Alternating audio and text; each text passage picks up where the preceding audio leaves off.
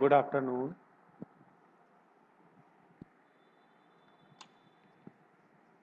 Direct indirect speech पढ़ा रहे हैं आपको। इसमें जो फोर्थ रूल है उसके बारे में आज चर्चा करेंगे। चौथा नियम है कि if reporting verb is in past tense and reported speech in present tense, यदि रिपोर्टिंग वर्ब पास्ट टेंस में हो और रिपोर्टेड स्पीच प्रेजेंट टेंस में हो और साथ में यूनिवर्सल ट्रुथ या हैबिचुअल एक्शन हो, यानी जो सार्वभौमिक सत्य हो या फिर आदत की क्रियाएं हो, आदतीय हैबिचुअल एक्शन, आदतीय क्रियाएं हो, तो वहाँ पर हम no change in tense of reported speech, यानी रिपोर्टेड स्पीच के टेंस में कोई परिवर्तन नहीं करते हैं। ये आप इसको एक अपवाद भी समझ सकते हैं या फिर एक अलग से नियम भी समझ सकते हैं। चलिए देखिए, जैसे कि उदाहरण है the teacher said the earth is round. तो यहाँ पर देखिए अध्यापक ने कहा अर्थ इज राउंड, यानी पृथ्वी गोल है। अध्यापक ने कहा पृथ्वी गोल है, तो यहाँ पर यूनिवर्सल ट्रूथ है, जो सच है, पृथ्वी गोल है, इसलिए इसके टेंस में कोई परिवर्तन नहीं करेंगे। तो कैसे लिखेंगे? सबसे पहले द लिखेंगे, द टीचर, टीचर लिखने के बाद फिर सेड वैसे ही लिखेंगे क्योंकि इसमें कोई ऑब्जेक्ट नहीं है, और उसके बाद कामा इन्वर्टेड कामा को हटा करके दैट का प्रयोग करेंगे, फिर बाकी पूरा सेंटेंस वैसे ही उतार देंगे। और एक नियम और लगाएंगे, जो रिपोर्टेड स्पीच का जो पहला लेटर होता है वो स्मॉल में लिखते हैं, तो वही लगाएंगे, the earth is round.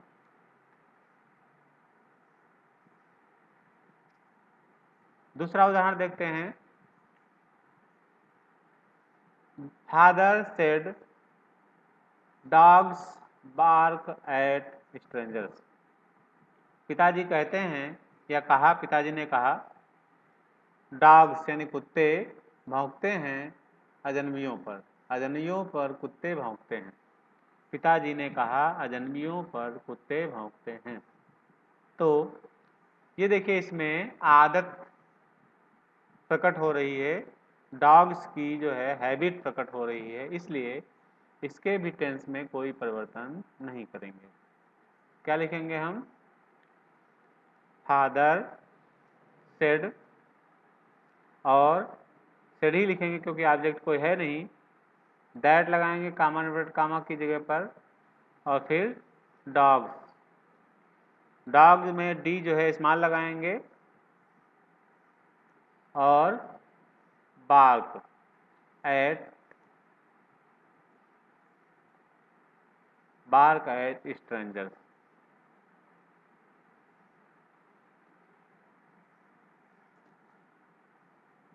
Father said that dogs bark at strangers. पिताजी ने कहा कि अजनबियों पर कुत्ते भौंकते हैं।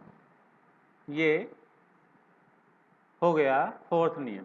अब हम चलते हैं रूल नंबर 5 रूल नंबर है कि if reporting verb is in past tense and reported speech is also in past tense, यानी यदि रिपोर्टिंग वर्ब पास्ट टेंस में हो और रिपोर्टेड स्पीच भी पास्ट टेंस में हो, यानी दोनों पास्ट टेंस में हो, तो ऐसी स्थिति में जो नियम का प्रयोग करते हैं वो हैं, पहला नियम है कि पास्ट इंडेफिनिट टेंस को पास्ट परफेक्ट टेंस में बदल देते हैं, पास्ट इंडेफिनिट टेंस को पास्ट परफेक्ट टेंस में बदल देते हैं, है ना। और पास्ट कंटीन्यूअस टेंस को पास्ट परफेक्ट कंटीन्यूअस टेंस में बदल देते हैं। और जो पास्ट परफेक्ट कंटीन्यूअस है और पास्ट परफेक्ट है, इन दोनों में कोई परिवर्तन नहीं करते हैं।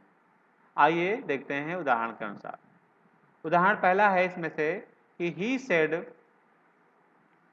The horse dead in the night. तो देखिए यहाँ पर उसने कहा द हॉर्स यानी घोड़ा मर गया है इन द नाइट, रात में, घोड़ा रात में मर गया।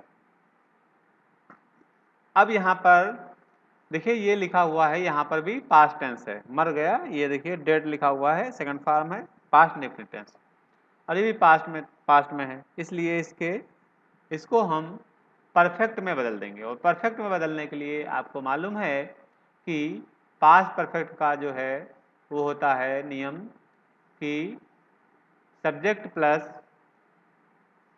हैड प्लस वर्ब की थर्ड फॉर्म प्लस ऑब्जेक्ट, है ना।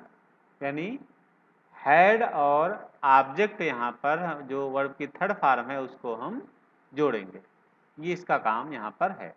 देखिए कैसे बदलते हैं, लिखेंगे ही और सेड की जगह पर सेड ही लिखेंगे क्योंकि यहाँ पे कोई ऑब्जेक्ट नहीं है, और इसके बाद कामा इन्वर्टर कामा की जगह पे दैट लिखेंगे, फिर दा लिखेंगे, इसमें से भी स्मॉल लेटर में लिखेंगे दा का टी, और हॉर्स भी वैसे ही लिखेंगे, और इसको हम हैड और थर्ड फॉर्म क्रिया की लिख देंगे। डेड सेकंड फॉर्म है तो लिखेंगे हम हैड डेड, डेड सेकंड भी होती है और थर्ड भी होती है, इन द नाइट। ये आपका हो गया। He said that the horse had dead in the night.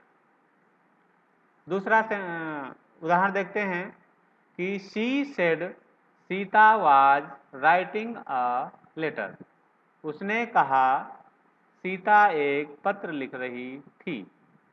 अब देखिए यहाँ पर ये जो रिपोर्टेड स्पीच है ये पास्ट कंटिन्यूअस टेंस में है, वाज राइटिंग लिखा हुआ है पास्ट कंटिन्यूअस टेंस। तो इसको जो क्या करेंगे पास्ट परफेक्ट कंटिन्यूअस टेंस में, वो पास्ट परफेक्ट कंटिन्यूअस टेंस की क्रिया और सहायक क्रिया क्या होती है, हैड बीन, और क्रिया में आईएनजी वो तो लगती ही लगती है, ठीक है। तो हैड बीन क्रिया में आईएनजी का प्रयोग हम करेंगे सहायक क्रिया की जगह पर। देखिए कैसे होगा कि सबसे पहले सी लिखेंगे और सी, और उसके बाद सेड को सेड ही रहने देंगे क्योंकि ऑब्जेक्ट कोई है नहीं, कामा इन्वर्टेड कामा की जगह पर दैट का प्रयोग करेंगे, और सीता उसी तरह से, सीता का अक्षर जो है पहला अक्षर बड़े में लिखेंगे क्योंकि ये प्रॉपर नाउन है यानी किसी का नाम है, और फिर उसके बाद वाज की जगह पर हम हैड बीन का प्रयोग करेंगे, हैड बीन, जैसा कि अभी बताया था हमने, हैड बीन का प्रयोग करेंगे। फिर राइटिंग यानी क्रिया में आईएनजी फॉर्म, तो आईएनजी पहले से ही लगी हुई है, राइटिंग अ लेटर। इस तरह से हो जाएगा कि she said that Sita had been writing a letter. इसके बाद चलते हैं अगले उदाहरण पे। The teacher said the farmer had return before 6 PM। अध्यापक ने कहा किसान 6 बजे तक से पहले लौट आया था। अब यहाँ पर देखिए ये पास्ट परफेक्ट टेंस में है, और पास्ट परफेक्ट टेंस में क्योंकि आपको मालूम है पास्ट परफेक्ट टेंस और परफेक्ट कंटीन्यूअस टेंस में कोई परिवर्तन नहीं करते हैं, सीधे सीधे लिख देते हैं, तो इसको सीधे सीधे हम लिख देंगे कि द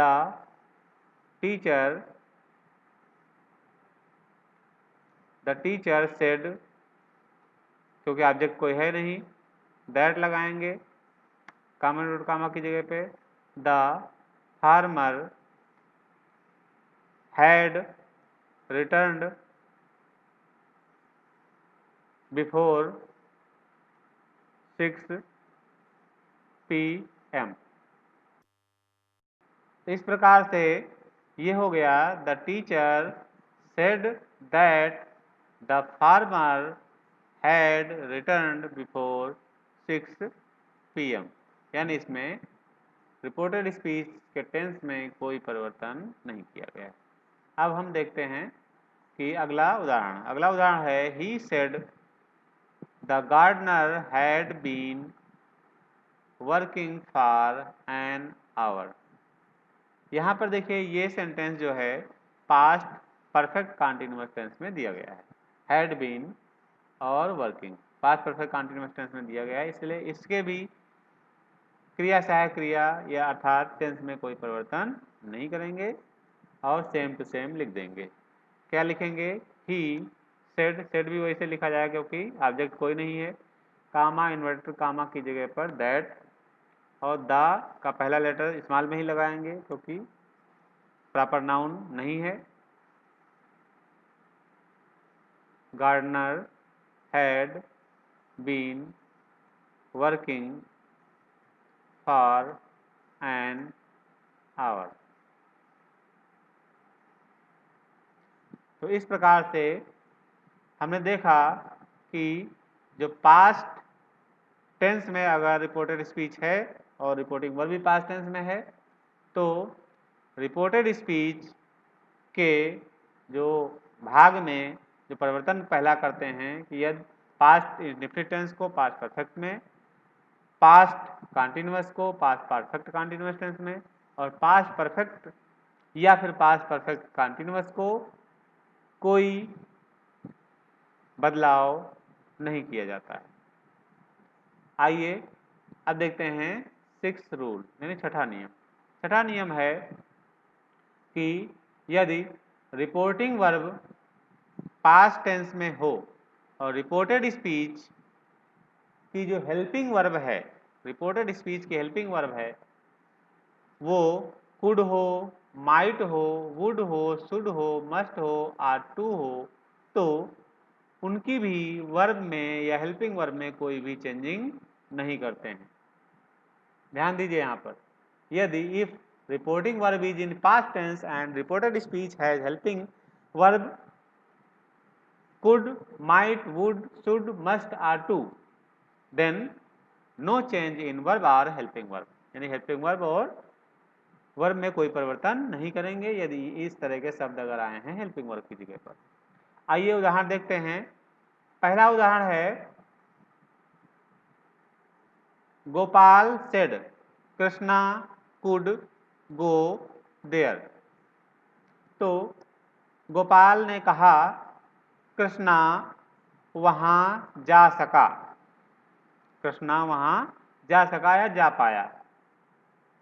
तो इसको हम कैसे लिखेंगे?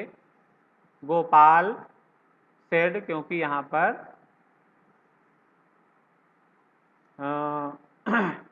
ऑब्जेक्ट है नहीं इसलिए चेंज नहीं करेंगे, उसी तरह सेड ही लिखेंगे।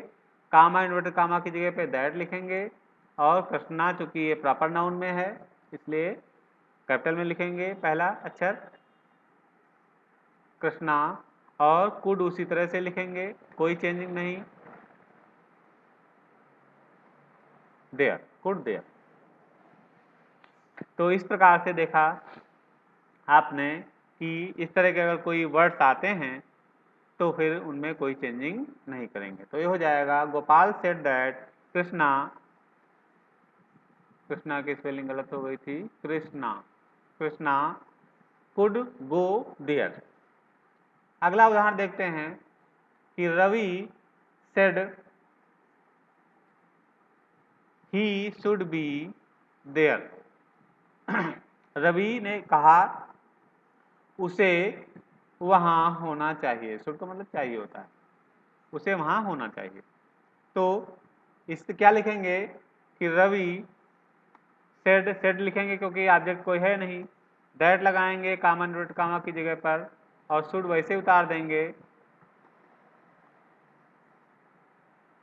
और बी भी लिखेंगे।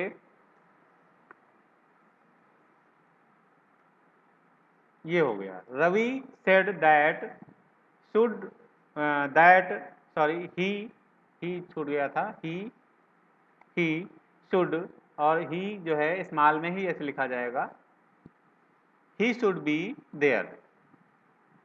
अगला सेंटेंस जो है वो है Meera said Ravi might enter college next year.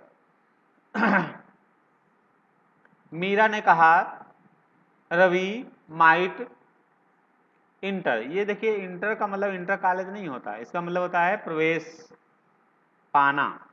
तो प्रवेश पा सका या पा पाया, तो प्रवेश ले पाया।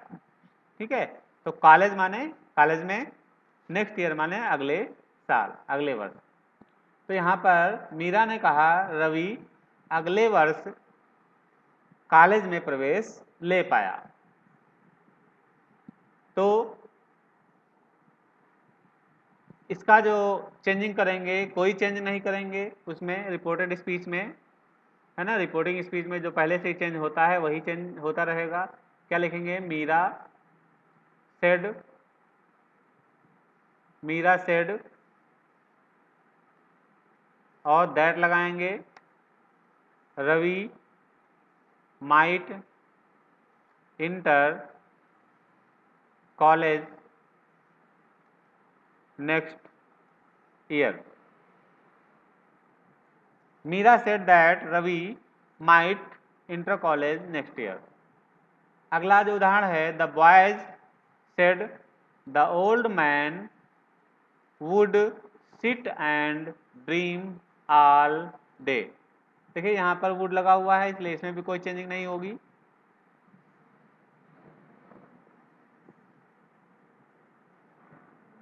देखिए लिखते हैं the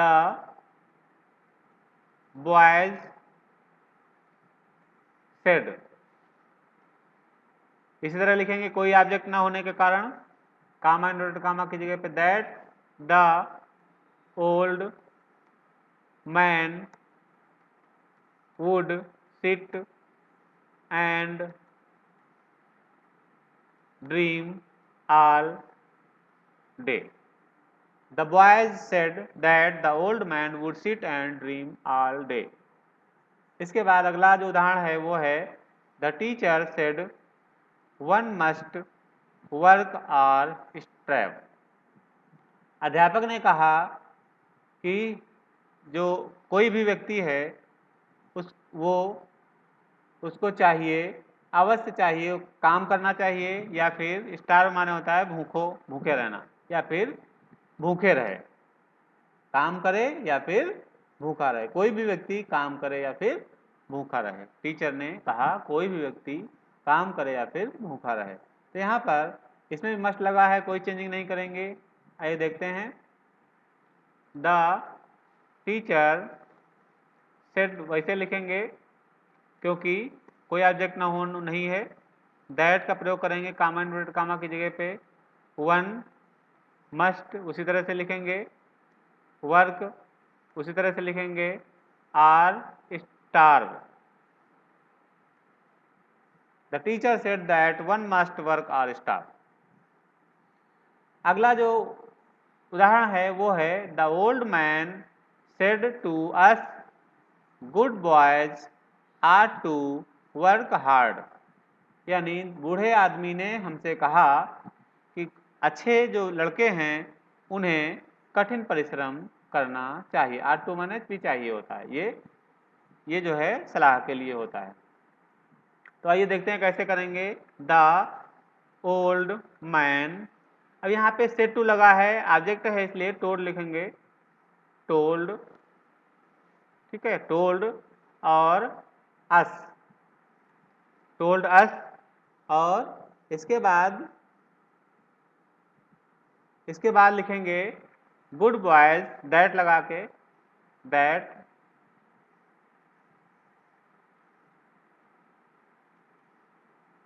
boys are to work hard. The old man told us that good boys are to work hard. बूढ़े व्यक्ति ने कहा कि अच्छे बच्चों को, अच्छे लड़कों को कठिन परिश्रम करना चाहिए। इस इस प्रकार तीसरा नियम भी मतलब अगला नियम भी पूरा हो गया और हमने इस वीडियो में 3 नियम बताए हैं। पहला हमने आपको बताया था कि यदि रिपोर्टिंग वर्ब पास्ट टेंस में हो और रिपोर्टेड स्पीच में कोई यूनिवर्सल ट्रूथ या हैबिचुअल एक्शन हो, यानी यूनिवर्सल ट्रूथ यानी सार्वभौमिक सत्य हो, और या फिर हैबिचुअल यानी एक्शन हो, यानी हैबिट वाला आदत वाला कोई क्रिया हो, तो उसमें कोई परिवर्तन नहीं करते हैं। अगला नियम हमने जो बताया है, पांचवा नियम इसमें, वो यदि रिपोर्टिंग वर्ब पास्ट टेंस में हो और रिपोर्टेड स्पीच भी पास्ट टेंस में हो, तो ऐसी स्थिति में जो पास्ट इंडेफिनिट टेंस को हम पास्ट परफेक्ट में बदल देते हैं, पास्ट कंटीन्यूअस टेंस को पास्ट परफेक्ट कंटीन्यूअस टेंस में बदल देते हैं, और जो पास्ट परफेक्ट और पास्ट परफेक्ट कंटीन्यूअस टेंस हैं इनके टेंस में कोई परिवर्तन नहीं करते हैं। छठा नियम हमने इसमें इस वीडियो में बताया है कि यदि रिपोर्टिंग वर्ब पास्ट टेंस में हो और रिपोर्टेड स्पीच की जो हेल्पिंग वर्ब है वो could, might, would, should, must, are, to है, इनमें से कोई भी लगा हुआ है, तो ऐसी स्थिति में हम रिपोर्टिंग वर्ब के अलावा जो रिपोर्टेड स्पीच है उसकी हेल्पिंग वर्ब या वर्ब में कोई परिवर्तन नहीं करते हैं। इस प्रकार से ये 3 नियम आप अच्छी तरह समझ लें और एक्सरसाइज नंबर 1.2 जिसको हम दे रहे हैं आपको, इसको आप करके और व्हाट्सएप ग्रुप पर डालें। Thank you.